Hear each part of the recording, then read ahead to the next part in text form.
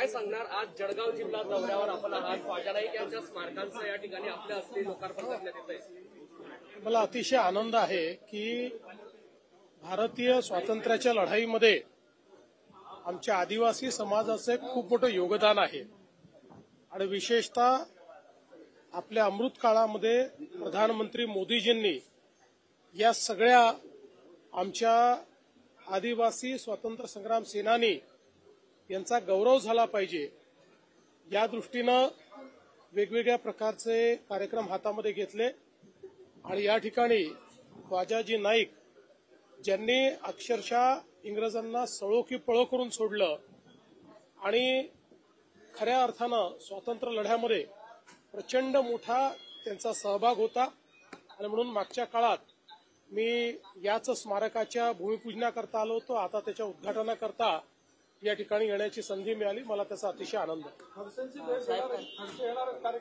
मला माहिती नाही.